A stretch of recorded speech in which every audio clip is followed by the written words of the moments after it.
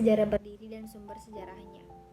Kesultanan Palembang Darussalam adalah sebuah kerajaan Melayu yang bercorak Islam di Sumatera bagian selatan.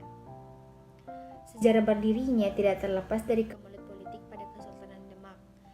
Perang perebutan tahta Jawa yang terjadi pada tahun 1549 hingga tahun 1586 yang menyebabkan runtuhnya kerajaan Islam yang didirikan pada tahun 1479 oleh Raden Patah.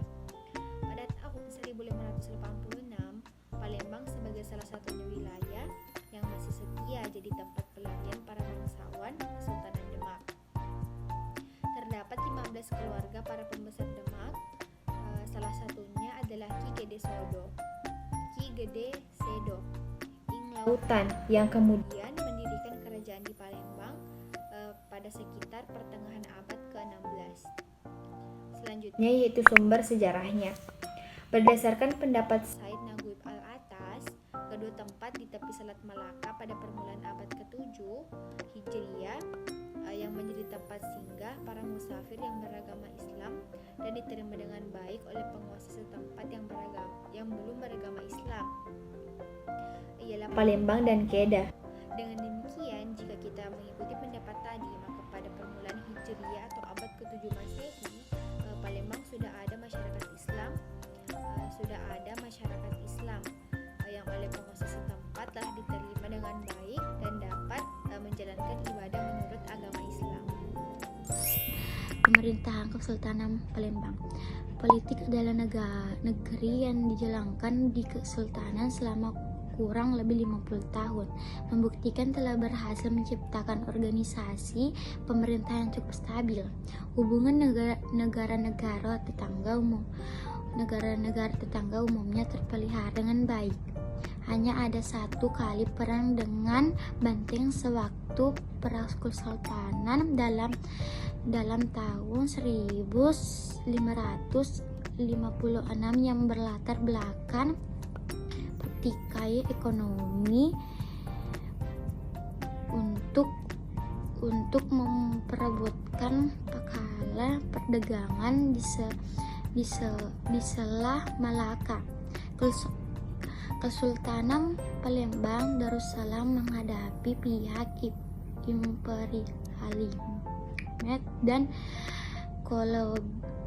kelebihan teknologi banyak mendatangkan kerugian kepada kesultanan hingga mengakibatkan berakhirnya eksistensi kesultanan itu sendiri.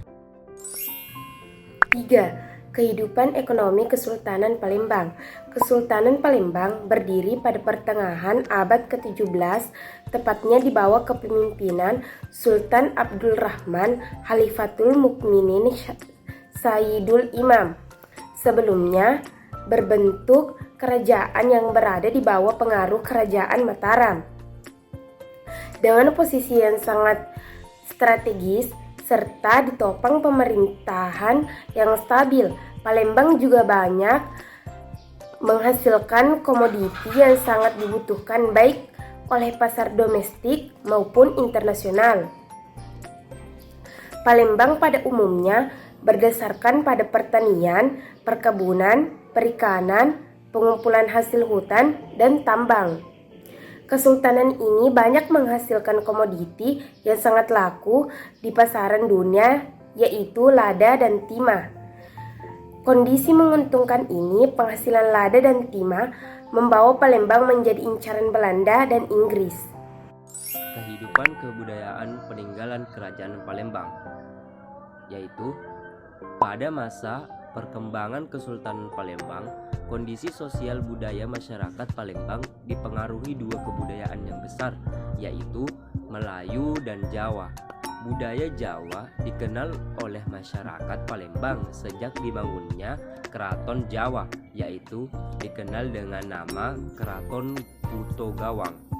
Dengan dibangunnya Keraton Kutogawang sebagai basis pertama elit Jawa, maka mulai berbaurnya dua kebudayaan yang berbeda, yaitu Melayu dan Jawa. Budaya Melayu yang ada pada masyarakat Palembang dipengaruhi oleh kebudayaan Jawa yang sangat mendominasi.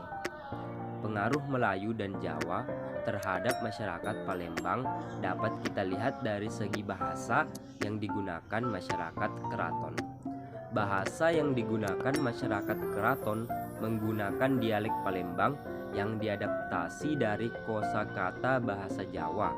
Namun kosakata Jawa dengan dialek Palembang yang dipakai oleh masyarakat keraton tidak menjadi bahasa Palembang secara keseluruhan. Peninggalan Kesultanan Palembang yaitu Benteng Kuto Besak, Masjid Agung Palembang, dan Makam Lembang. Pengaruh kerajaan Palembang di masa kini.